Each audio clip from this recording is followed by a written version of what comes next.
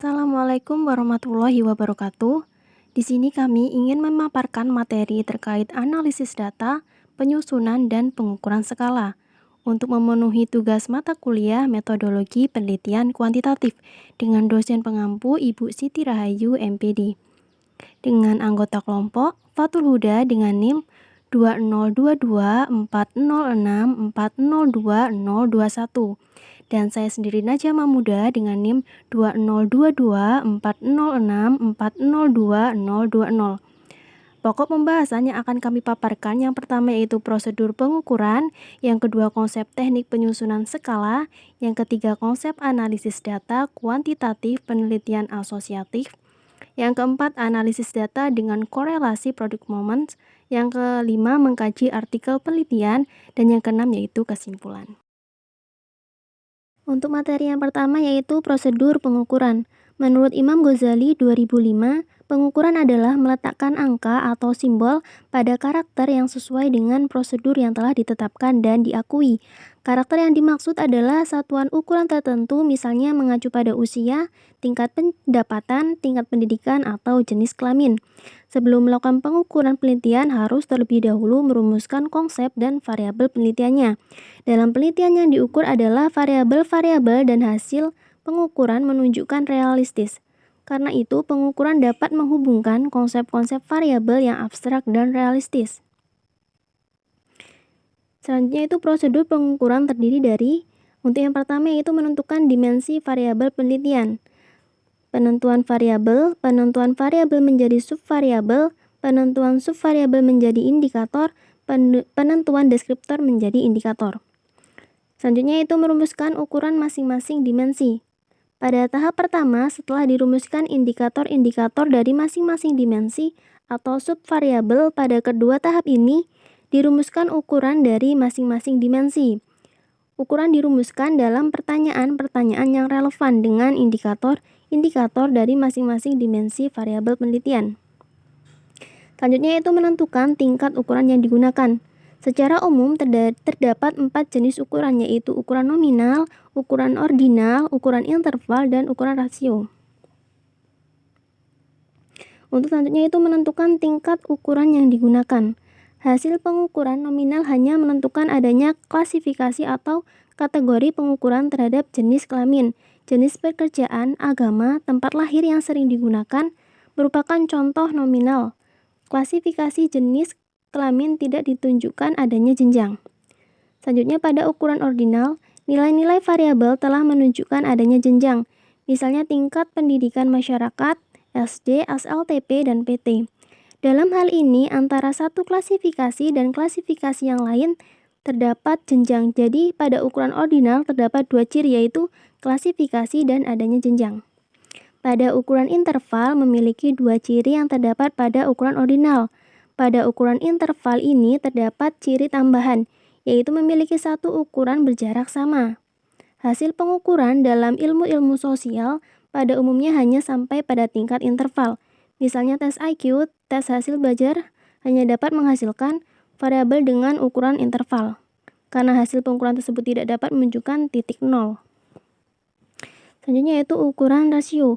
Dianggap ukuran yang paling diteliti karena setelah memiliki 3 ciri yang terdapat pada ukuran interval, rasio memiliki ciri tambahan yaitu memiliki titik nol. Contoh ukuran lain yang telah memiliki alat ukur standar dapat menunjukkan titik nol secara pasti. Untuk yang keempat yaitu menguji validitas dan reliabilitas alat ukur. Sebelum alat ukur digunakan pada penelitian, sebenarnya perlu dilakukan tryout kepada subjek yang relatif sama dengan penelitian yang sebenarnya. Hasil tryout selanjutnya diuji validitas dan reliabilitasnya dengan menggunakan teknik statistik. Selanjutnya yaitu teknik penyusunan skala. Teknik penyusunan skala yang paling mudah dan banyak digunakan adalah skala Likert. Teknik skala Likert merupakan suatu nilai skala untuk tiap alternatif jawaban yang berjumlah 5 kategori, yaitu yang pertama sangat setuju, setuju, tidak menjawab atau ragu-ragu, tidak setuju, dan yang kelima sangat tidak setuju. Pemberian skor dilakukan dengan ketentuan berikut. Untuk pertanyaan positif, sangat setuju diberi skor 5, setuju 4, ragu-ragu 3, tidak setuju 2, sangat tidak setuju 1.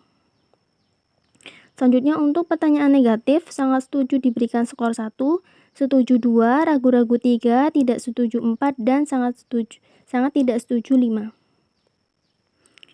Para peneliti ada kalanya melakukan modifikasi dari skala Likert, misalnya dengan menambahkan kategori jawaban menjadi 7 atau mengurangi kategori menjadi 3. Selain itu ada yang menggunakan 4 kategori, yaitu kategori genap dengan alasan penggunaan kategori ganjil 3, 5, dan 7, mendorong responden memilih yang pertengahan.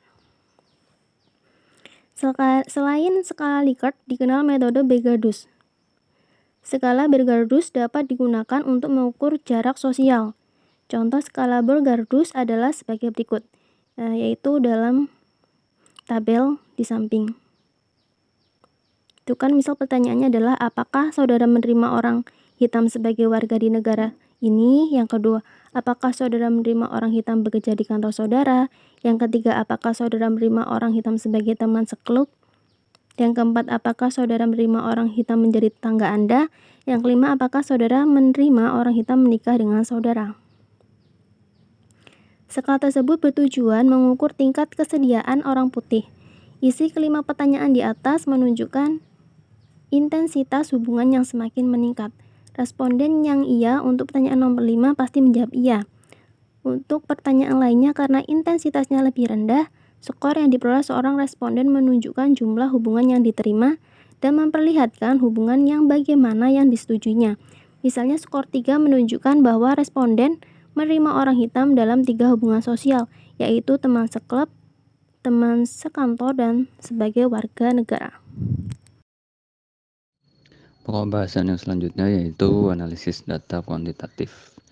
Suatu data kuantitatif itu diolah dan dianalisis menggunakan metode statistik. Adapun data kuantitatif dibagi menjadi 4, yaitu ada data nominal, data ordinal, data interval, dan data rasio. Data nominal yaitu data yang hanya berbentuk klasifikasi dan dibedakan berdasarkan jenis, seperti laki-laki dan perempuan. Dan data ordinal yaitu data yang diklasifikasikan menurut jenjang tertentu.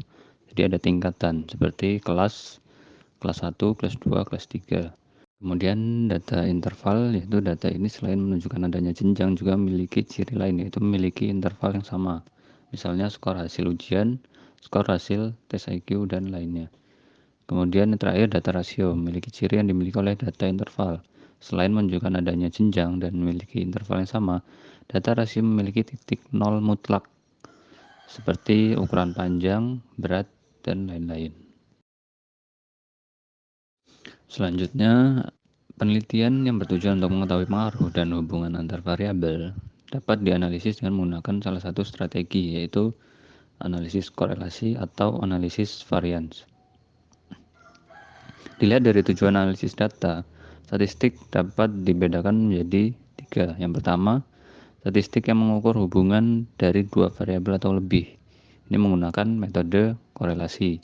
Yang kedua, statistik yang bertujuan untuk mengukur perbedaan skor target dari 2 kelompok atau lebih.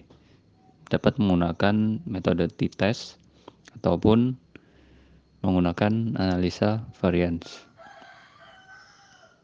Kemudian yang ketiga, metode statistik yang mengukur perbedaan proposisi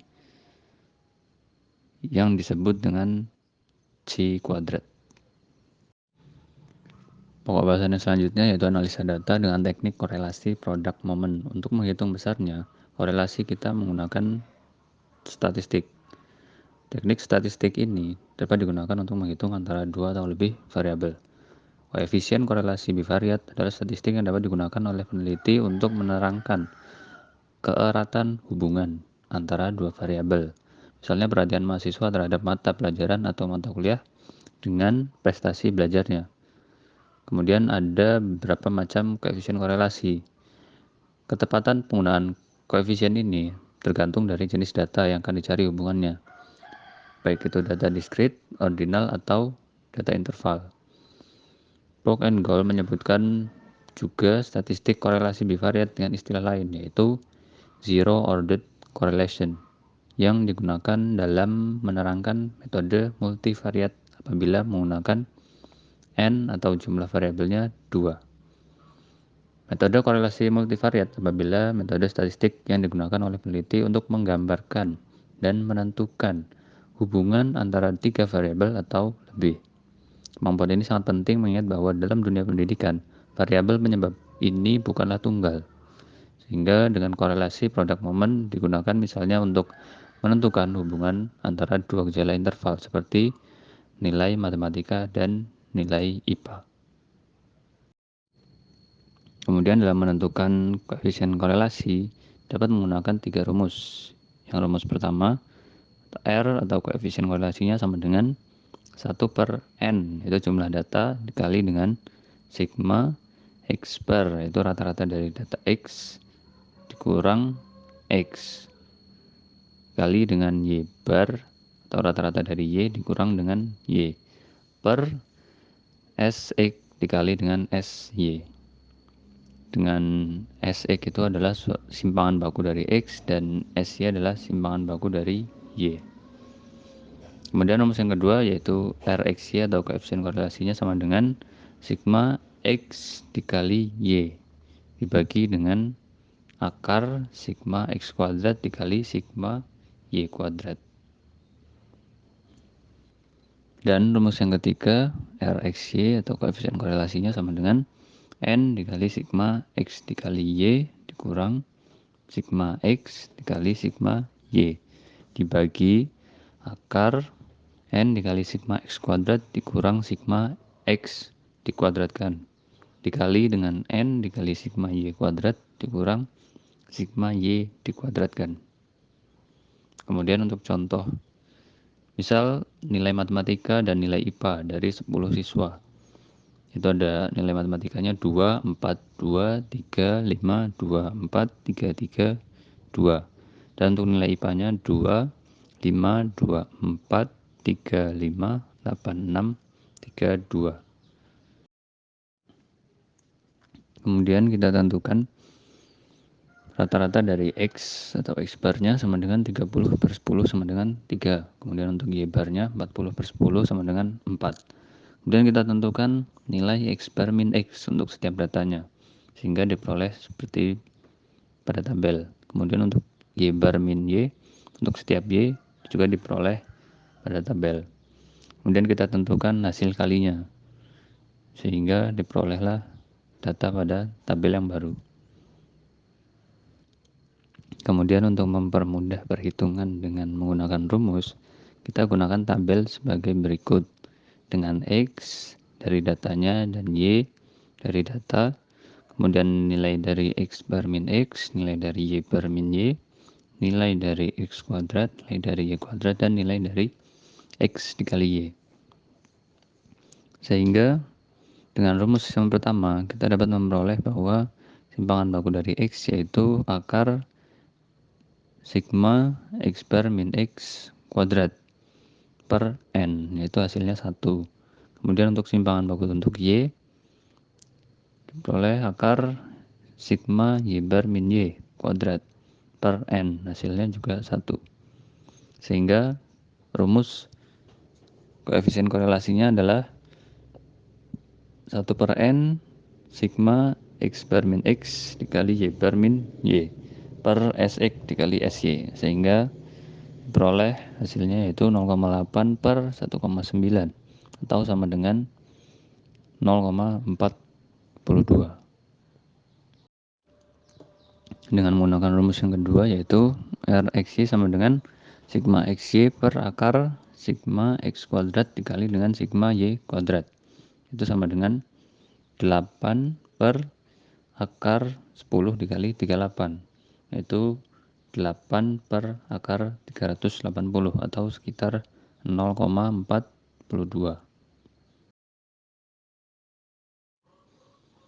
Demikian juga dengan rumus yang ketiga yaitu RXY sama dengan N dikali sigma X dikali Y dikurang sigma X dikali sigma Y per akar N dikali sigma X kuadrat min sigma X dikuadratkan dikali dengan N sigma Y kuadrat min sigma Y dikuadratkan.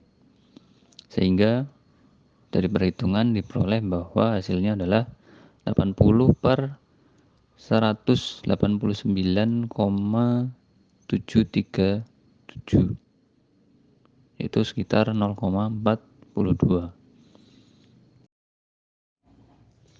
Kemudian setelah diperoleh nilai R dari ketiga rumus tersebut, kita bandingkan atau kita konsultasikan ke nilai tabel pada R.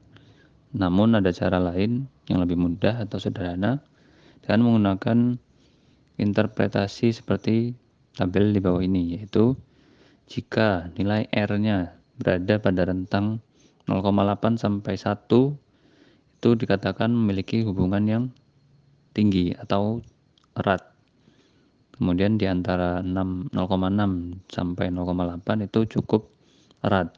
Kemudian untuk di antara 0,42 sampai 0,6 itu dia agak rendah hubungannya. Kemudian 0,2 sampai 0,4 rendah, dan 0 sampai 0,2 sangat rendah. Sehingga dari hasil yang diperoleh tadi, maka hubungan antara nilai matematika dan nilai IPA itu memiliki hubungan yang agak rendah. Kesimpulan dari materi yang telah kami paparkan, dalam melakukan suatu penelitian sangat dibutuhkan pertimbangan yang baik dalam menentukan pengukuran yang akan digunakan dalam meneliti masalah yang akan diselesaikan. Prosedur pengukuran terdiri dari 4 tahapan yang harus dilalui, yaitu menentukan dimensi variabel penelitian, merumuskan ukuran masing-masing dimensi, menentukan tingkat ukuran yang digunakan, dan menguji validitas dan reliabilitas alat ukur. Kemudian penentuan skala yang digunakan dalam pengumpulan data juga perlu dipertimbangkan, menggunakan skala Likert, skala Bogardus, atau skala lainnya.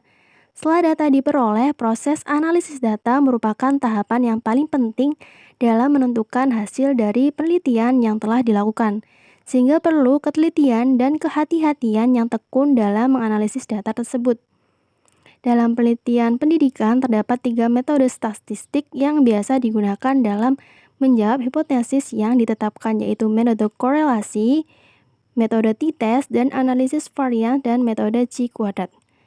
Demikianlah yang dapat kami paparkan, kurang lebihnya kami mohon maaf, dan kepada Allah kami mohon ampun. Thanks for watching.